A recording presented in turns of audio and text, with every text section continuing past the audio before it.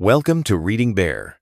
Today we've got a story where OP's boss calls him Replaceable and dares him to quit.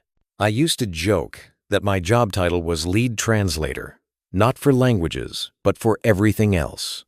Sales would promise something wild, operations would ask how the magic happened, IT would panic about security, and I'd translate everyone into one plan that actually worked. My real title was something boring like Operations Systems Manager, but I was the one who held together a weird stack of old software, duct-taped integrations, and fussy vendor rules that made our business hum. If you've ever worked at a company that grew faster than it learned, you know the look of our setup. A warehouse management system we customized so much the original vendor told us we were on our own. A half-finished ERP implementation no one wanted to finish paying for. 2 payment gateways because someone signed a contract at a trade show once. And 5 big clients who expected flawless EDI files every morning before their buyers had coffee. All of it stitched through scripts I wrote, cron jobs, a cloud function that retried failed orders, and a shared folder that was not really shared because the boss didn't want to pay for more licenses. The boss loved calling everything common sense. He said that whenever he didn't understand something and wanted to bulldoze it. Common sense said we didn't need redundancy. Common sense said documentation was a waste if everyone just did their job. Common sense said cross-training would make people lazy because they'd assume someone else could do it. He kept a whiteboard in his office where he wrote slogans like Speed Perfect and Replaceable Roles, Scalable Business. On paper, he wasn't completely wrong about replaceability. You do want roles that survive turnover. In reality, he didn't invest in the boring pieces that make that true. He loved the photo ops with palettes and labels and people in branded vests. He did not love slow, careful work like mapping ASNs for clients who think their product is unique because their spreadsheet columns say so. I tried. I really did. I built run books. I recorded screen captures. I nagged people to do dry runs of the disaster plan. I made the same pitch every few months. Spend a little on license upgrades, set up a proper password manager for shared credentials, move 2-factor from my personal phone to a company device, get a backup admin for the domain, add a second SFTP key to the 3PL, and finish the ERP migration or kill it. I wasn't asking for fancy things, just grown-up hygiene. Each time I made the pitch, the boss would nod, pivot to some other crisis, and move on. The 4th time, he laughed. You know what the problem is? You're too good. You made this so smooth that now you want to make it smoother. It's not a museum. We ship boxes. He loved to remind everyone that no one is irreplaceable. He'd say it during all hands when he wanted to sound tough. He'd say it when someone asked for a raise. He said it to me a few times like a joke, but I could feel the edge. What pushed everything over the edge was a new client who wanted the world for the price of a sandwich. They were a chain with hundreds of stores. The kind that sends you a 90-page onboarding checklist and then ignores your questions about half of it. They also paid on time and made the numbers on the board look great, so the boss wanted to say yes to everything. They wanted ship from store. They wanted unique barcodes embedded in the 856 file. They wanted weirdo pallet labels no one else used. They wanted the warehouse to pick by store-facing aesthetic instead of case quantity because their store managers liked the look of the boxes on Instagram. It was the worst of both worlds, high maintenance and convinced they were easy. I raised flags early. I said we needed a longer runway. Their EDI portal had rules my scripts didn't handle yet. Our TLS certificate for the public API was up for renewal soon. And the auto-renew process was still tied to my account because the company never spent the 15 minutes to move the certificate management off my personal email. The 3PL had us on an IP allow list for SFTP uploads, and it was still the office static IP from when we moved buildings a while back. I'd been tunneling around it with a workaround that I absolutely told everyone was temporary. Payroll was also switching providers, which had nothing to do with me, but always somehow found a way to blow up the week. I asked to stagger all this. The boss told me to stop catastrophizing and make it work. I did make it work, the way we always do in operations. The testers for the new client were totally slammed, so they barely tested. The rep confirmed everything on a call where he did not read a single line of the EDI mapping, but said it was green. We went live. Orders started flowing. The warehouse printed the first wave of pick tickets, and I could hear the sigh of relief from hundreds of miles away. That afternoon, the boss called me into his office to talk about attitude. He said people thought I was negative. He said I slowed things down with what-ifs. He said the team was getting the message that nothing could be done without me. Then he leaned back and delivered his favorite line. "No one is irreplaceable," he said. "If you disappeared tomorrow, we'd be fine." I didn't say anything for a minute. I've learned you don't argue best with someone in that mood. I said I was only trying to keep us from getting punched by things we could see coming. I said the best way to make me replaceable was to follow the list I'd been pushing for a year, he interrupted. Or, he said, you could stop acting like a gatekeeper. There are 100 people out there who could do what you do. If you don't like it, you can quit. He said that last part with the half smile of someone who enjoys pushing. He liked to dare people. Most folks flinched and backed down. He got used to that result. Something in me shifted. I wasn't angry. I was tired. Tired of shipping miracles and then being told miracles are the baseline. Tired of owning the risk and having zero authority to fix it. Tired of being told I had a scarcity mindset because I didn't want to share root passwords with a summer intern. I also had something I didn't have earlier in my career, a spreadsheet with months of job leads and a plan.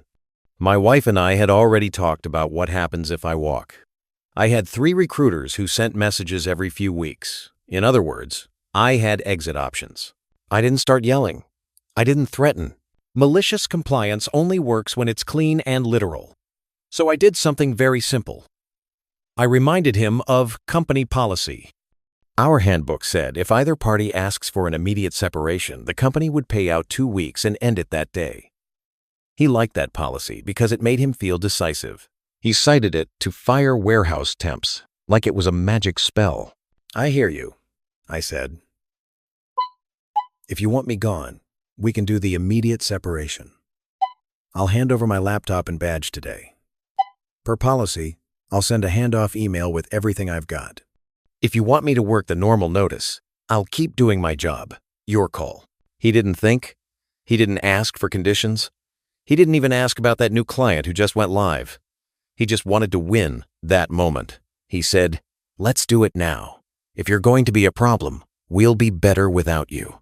That was the dare. He thought the dare worked on me like it worked on others. But I meant it. I nodded. I told him I'd send the separation email and bring my laptop to HR. He seemed a little surprised, then doubled down because he couldn't back out without losing face. "Leave your keys and the company card too," he added. Like that made him extra tough. Here's the thing about malicious compliance.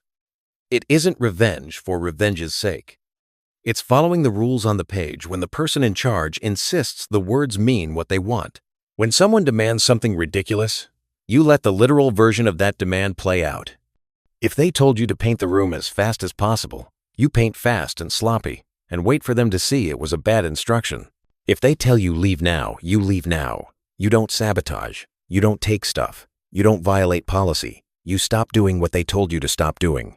So I did exactly that. I walked to my desk. I took a deep breath. I deleted any personal files from the company laptop. I pulled out the handoff checklist I'd kept for a moment like this. It wasn't the perfect internal documentation I wanted us to have, but it was enough to avoid being accused of hiding things. I wrote a clean, professional handoff email. Summary of services and scripts I owned, where each script lived in the repo. Which cron jobs ran where and at what times. Which alert channels they sent to Slack, email, and a pager service that only went to my phone because the boss didn't want to pay for more seats. The SFTP details for our 3PL, with the note that a ticket was open to add a second key. The renew certificate runbook and the domain registrar account info, with a highlight that 2-factor was currently set to my device and needed to be moved per my earlier requests. The EDI mapping notes for our top 5 clients, especially the new one, and a reminder that their 856 files must include a store-specific field or they reject the shipment. The password manager link for shared credentials with the gentle note that only he and I had access because he never approved the broader rollout. The contact list for each vendor support with ticket numbers for open items. I sent it to the boss, CC'd HR and operations, and attached a zip of sanitized templates. I offered a paid after-hours support option at my standard contractor rate if they wanted transition help. That wasn't a threat or scam. It was a legitimate offer. He could say yes, or he could say no. He didn't say anything. He disabled my accounts 5 minutes later. I know because my Slack on my phone went from hundreds of messages to, "You have been signed out in a snap." HR did their exit forms. I handed over the laptop and badge. I turned off the number I used as the pager. I put my work keys on the little dish where all the other sad keys go. And then I left. If the story ended there, it would be boring. People quit every day. Bosses make dumb calls every day. The part that made it malicious compliance material happened that night and the next morning. Our whole operation ran on rhythms. You could walk around and hear them. The printer that burst every hour with pick lists. The labeler chirping. The clack of scanners. The overnight jobs that batched orders and slotted them. The sweet moment when the EDI confirmations came in and the dashboard turned green. My scripts fed that rhythm. They weren't fancy, but they were tuned to our weirdness. I'd set the retry windows to line up with vendor quirks. I'd carved the skew mapping around mistakes buyers kept making. I'd built a tiny translator for one client that insisted on leaving leading zeros in their item numbers like it was a personality trait. That night, a few things that had been balanced by muscle memory went out of balance. The new client's portal had a quirk. If you sent an 856 confirmation without the store-facing field, it swallowed the file and marked it accepted, but silently dropped the shipment on their store side. That meant the next time the store scanned a pallet, it looked like a ghost. They flagged it as potential shrink. Their system reacted by stopping new order releases from our account until someone at our end fixed the mappings and resent confirmations with the missing field. This isn't hypothetical. I discovered it in testing because one of my dry runs had the field blank. I built a little guard in my job that checked for that field and halted the run if it wasn't there. I also set an alert to ping me if a file came back accepted too fast. It was all in the handoff notes. It required someone to click a button and watch the logs. That night, the guard did its job and halted. The alert tried to go to Slack. My Slack account was disabled. The pager tried to call my number. The number was off. The backup email address was the boss's inbox, which was a war zone of trade show spam, random PDFs, and newsletter signups he never unsubscribed from because he wanted to stay plugged in. At the same time, the 3PL SFTP uploads started to fail. Remember the temporary IP allow list workaround? I'd scripted a tunnel from our cloud to that office static IP. It was brittle, and I hated it. I'd begged them to approve a new key. The ticket with the 3PL sat open because we'll get to it after go live. That morning, the office router did a scheduled reboot and came back with a new IP because the ISP had replaced hardware. The SFTP server at the 3PL didn't recognize the IP. It started rejecting our manifests. Their system automatically charged a manual processing fee when they had to generate labels without our data. Our fee tier was bad, so those manual fees were not small. On top of that, the public API certificate for our storefront was 1 day away from expiration. It should have been a non-event, because I'd set auto-renew. But the registrar required reauth when the expiration crossed a certain threshold, and that reauth pinged two-factor to my device. I had asked 3 times in writing to move the two-factor to a shared device or an IT-managed authenticator. Each time, the boss said we could do it later. Later had arrived. One more small thing in the background, the payment batch job that captured funds from authorized charges. We did that in a delayed batch to avoid capturing an order that was going to be split into multiple shipments. The batch job required a token refresh every few weeks with the gateway. That token was stored in the password manager. The boss had disabled my account before I could generate a fresh token and put it in his login. The current token had 1 day left. Another thing that wasn't a crisis if someone did the obvious step, but a crisis if everyone went home assuming I'd do it in the morning. I slept that night. It felt weird. My body kept waiting for my phone to buzz with some EDI 856 atypical execution time alert, or the warehouse asking why the wave printed 500 pics when they only wanted 300. It didn't buzz because I was off the hook. That was the deal. He said, "Leave now." I left. The morning after, I went for a run, made coffee, and opened my personal email because I'm human and curious. I had 32 missed calls, 16 texts, and 2 voicemails from a number I didn't recognize. The subject lines in my personal inbox were from warehouse leads, sales, and one from the 3PL with an account-wide alert. The messages started polite, then tilted toward panic. We can't print pick tickets. Labels aren't generating. Client portal says, hold on releases. Website checkout warning about connection not private. Did your phone change? Are you getting these? I did what you do when you're not at a place anymore. Nothing. Not because I wanted them to suffer, because those were no longer my problems. The only thing I owed them was the clean handoff I'd already sent. That handoff literally anticipated these issues and said how to fix them. Around mid-morning, the boss called from his cell. I didn't answer. He immediately sent a text. We need you. Everything is broken. A second later, I didn't mean yesterday, like forever. Come in and fix this and we'll talk. Then, why are you ignoring me? This is serious. Then, finally, you may be liable if you don't help. I replied once. I told him I was no longer employed there and could not access company systems. I reminded him that I'd sent a full handoff and an offer for transition support at my standard contractor rate. If he wanted to engage me as a contractor, I could send a simple agreement and start when signed. I also reminded him to move two-factor off my device promptly with the registrar, per the runbook. He did not like that. He tried calling again. He left a voicemail where his voice did the thing it does when he's embarrassed and angry. He went from commanding to pleading to threatening to bargaining in 1 minute. I still didn't answer. I sent the contractor agreement to his email because I'm not actually a monster. Then I put my phone face down and went about my day. To understand what happened at the company that day, you need to picture a warehouse floor where motion is the only calm. When the printers are printing, when the scanners are beeping, when labels are spitting, no one panics because work is happening. When those noises stop, everything starts to shake. The warehouse printed the first wave from what remained in the queue overnight. Then the queue dried up. The 3PL system didn't have manifests. The new client's portal flagged our account. The website started throwing up a big red browser warning because the certificate expired at the worst possible time right after morning coffee when customers go to check out. You know that screen your browser shows with "Your connection is not private" and a scary error code? People don't click through that. They close the tab and DM their friends to make fun of you. The calls came in. Customer service tried to explain. But what do you say? Sorry, our cert that we set to auto-renew sent a code to the phone of the person we dared to quit yesterday. The sales folks reached out to their contacts at the new client and got told, politely and then not politely, that their system put us on hold for shrink risk and we needed to submit proper confirmations.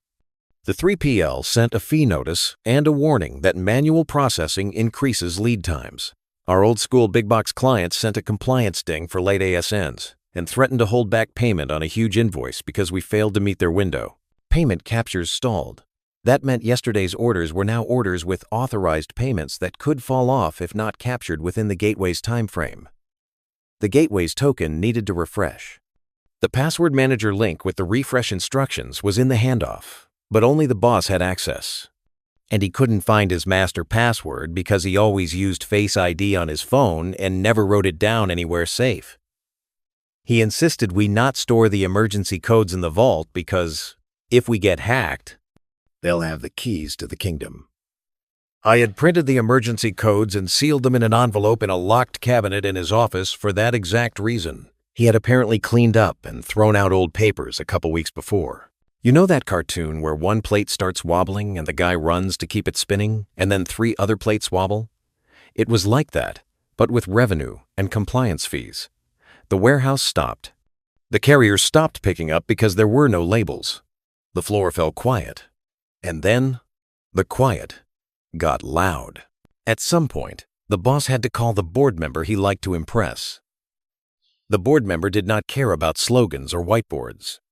He cared about the bank account and the fact that one of the 5 client contracts had a clause that said if we were suspended for compliance reasons, they could terminate without penalty and claw back a credit. Another client had a chargeback clause where if our on-time number dipped for 2 days in a month, they could apply a penalty that would wipe out the month's profit. The board member called the CFO. The CFO called the 3PL. The 3PL told them the IP allow list had been flagged months ago and we had not followed through. The CFO called the warehouse head and learned that batch labels had been failing every morning for 2 weeks and I was manually correcting them at 6 a.m. Because the boss didn't want to approve buying extra label printers. The CFO called me. I didn't answer because I was not going to do a patch job while he and the boss yelled. Late morning, an email blast went out from the new client's compliance team. Our account was temporarily suspended, pending corrective action. The boss, who had been telling everyone this client was the future, started sending messages with subject lines like, "Need fix now." People forwarded his caps to each other and quietly rolled their eyes because caps don't make EDI mappers move faster. By noon, the website was still showing the certificate warning. The person they found to help an IT consultant who had installed the office Wi-Fi once couldn't get into the registrar because two-factor was still on my device.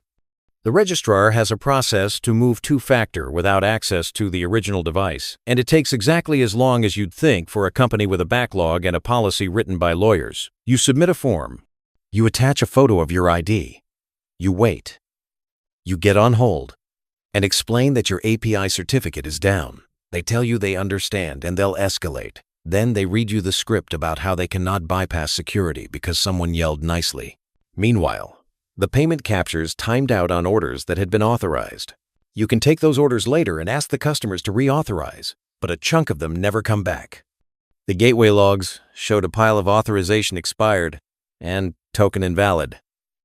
Finance started slacking each other numbers that made everyone feel sick. They asked the boss if he had the password to the vault. He typed something wrong 3 times and locked himself out. He texted me, "What is the vault password?" with a bunch of question marks. I didn't answer because, again, not my job anymore, and also something we never stored in plain text for exactly this reason. Sales had the worst day. They had to call the new client and apologize. The client, who had been full of rah-rah cheer on the kickoff, was suddenly all legal. They pushed the right to suspend.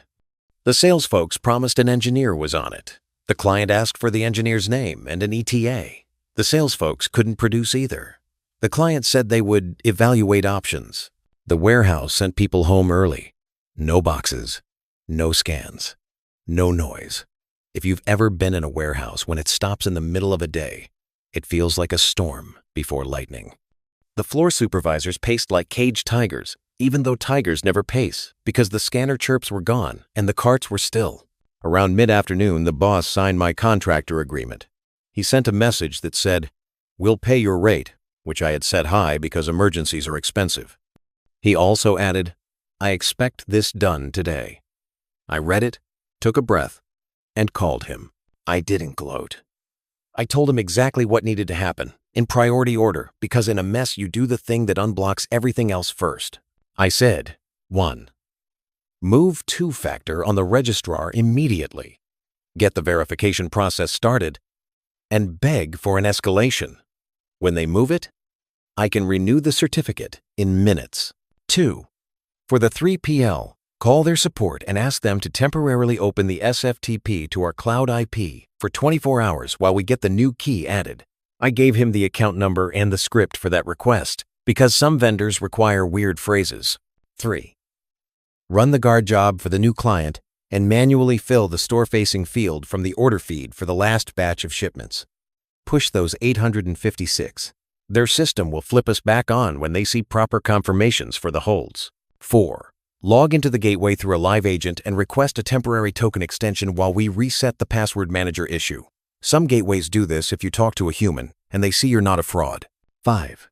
Print batch labels from a carrier web portal while we bring the integration up. It's slower, but it gets a few carts out the door so the floor doesn't turn into a ghost town. He tried to argue about the order. He wanted the certificate fixed first because that was public and visible.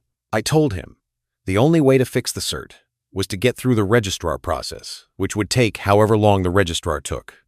While we waited, we could fix the 3PL and the EDI confirmations and get the warehouse moving. He didn't like being told he couldn't just fix the shiny thing. He tried to tell me this wasn't that hard, that any real engineer could do it faster.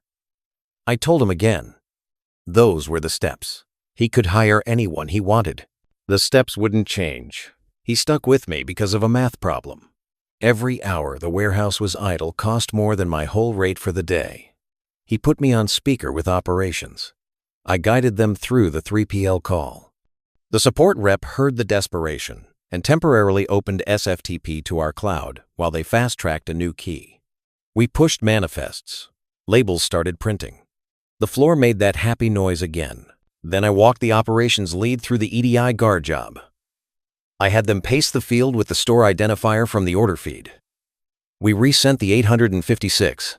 10 minutes later, the new client's portal flipped from hold to releasing. Their system started releasing new orders to us again. Sales exhaled. They still had to eat a penalty, but at least the bleeding slowed. Finance got on the phone with the gateway. They had to answer questions from someone who sounded like they also wanted to go home. The gateway extended the token 24 hours. We captured the oldest authorizations before they fell off. Most of them stuck. The registrar moved slower. They asked for more proof. The boss sent a photo of his ID and yelled at a poor human who could not speed up identity checks. The cert renewals sat there like a taunt. The website kept throwing that red warning. The social media manager, who was a college kid with an eye for memes, replied to angry DMs with a script that made everyone even angrier. By late afternoon, the warehouse moved again. The EDI portal calmed down and finance felt less doomed. The website, however, was still a wall that new customers hit and bounced. The boss asked if there was any hacky way around it. I said no. You can't fake a certificate. You wait, or you rebuild the site's domain with a different registrar, which opens 4 new cans of worms. He asked if I could just log in once to my authenticator so we could finish. I told him no. We had to move the 2-factor like adults. He tried guilt. He tried a bonus. I repeated, policy is policy. This is why we move 2-factor in advance. He hated that line because it sounded like I was right and he'd been wrong, which he was, and he knew it. We ended the day with a warehouse that had caught up on a chunk of the morning and a website that still scared customers away. The new client said they would evaluate our performance over the coming week. The board member called the boss, and I am told, used a tone you reserve for people who set their own car on fire and ask you to pay for the gas. The next morning, the registrar finally moved the 2-factor. I renewed the certificate in 3 clicks. The red warning disappeared. Checkout worked again. We were back. The word back does a lot of work for a place that put itself on its knees. Back also didn't address the money gone, the favors spent, or the trust fractured. The bad part for the company wasn't the day itself. It was the aftershocks. The new client sent a formal letter saying we had failed compliance within our first week.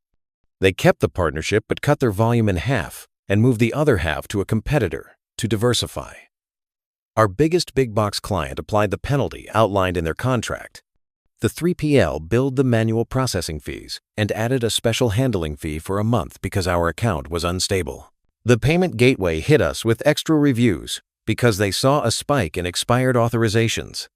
The CFO looked at the month's forecast and saw a hole you can't explain away with motivational quotes. Inside the building, people started looking for jobs, not because of me, because no one likes working where everything breaks and leadership blames the person who warned you it would break. The warehouse head updated his resume. The buyer, who kept her own spreadsheet of SKUs because the ERP project died, finally took a call from a recruiter. The ops lead, who stayed late to resend 856, went home and told her husband she couldn't keep doing this.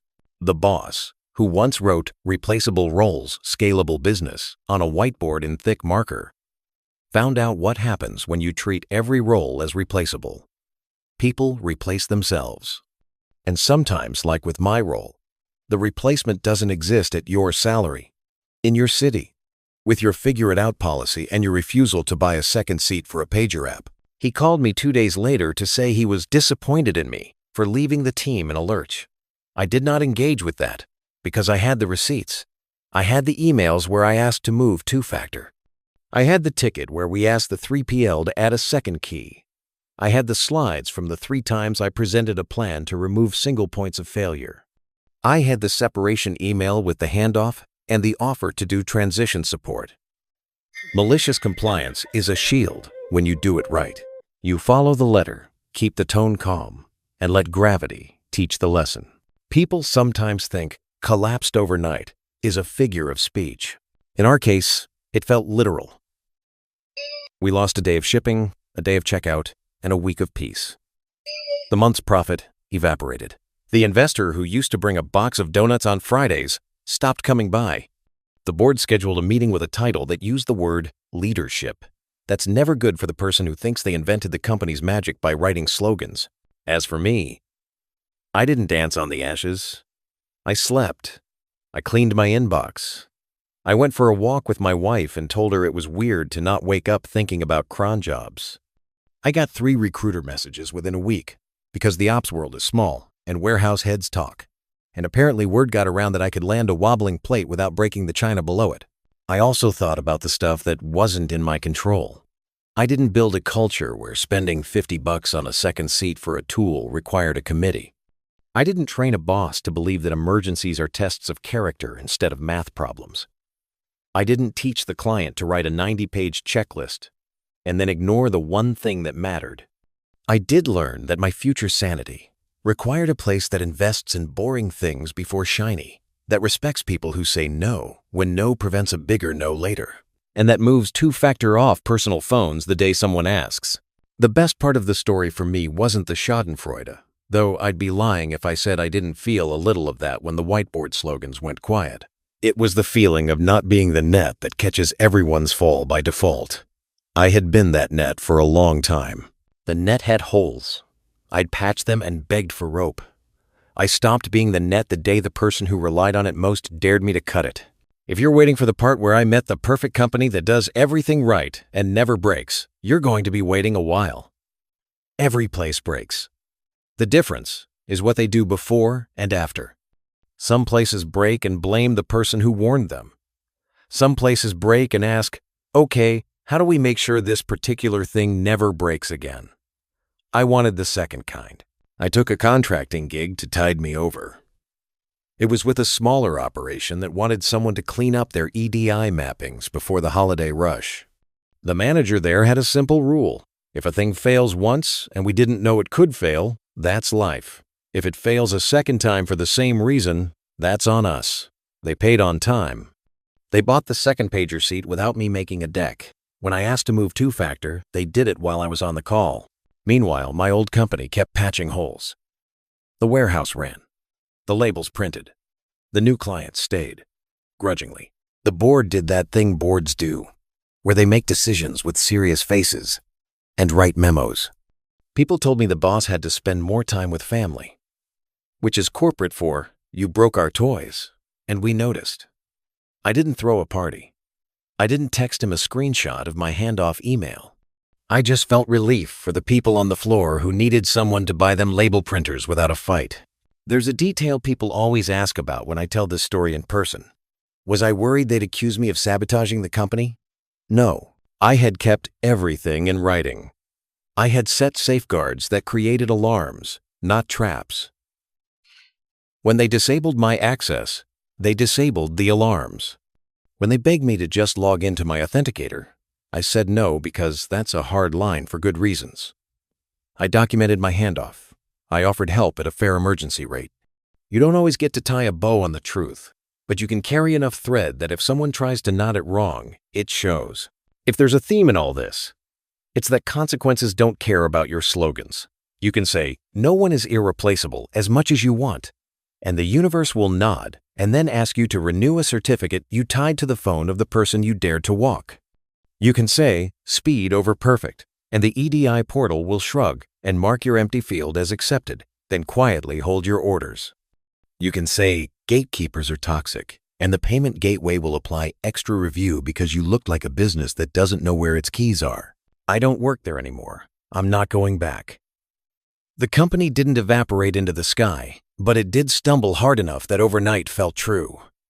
If you measured by revenue, the cliff was steep. If you measured by trust, it was a canyon. They'll rebuild some of it, They may even tell themselves a story about a bad apple or a tough quarter. People do that. It's easier than looking at the wall where the whiteboard used to be and reading the ghosted letters of a slogan that never paid a single invoice. I know this sounds like a neat ending. It isn't. There's more that happened after the board meeting. More that happened when I took a full-time offer somewhere that did the boring things well. More that happened when the new client sent a surprise audit, and the ops lead who stayed had to clean up the caches and unmapped fields we never had time to fix. There's also the part about how I handled my own tendency to become the net again, because people like us drift toward the blast zones and call it helping. But the day the boss dared me to quit, I followed the rule he quoted like scripture. Immediate separation meant I walked. I complied. He learned what irreplaceable really means when you try to save $50 on a second seat and pay a month's profit instead.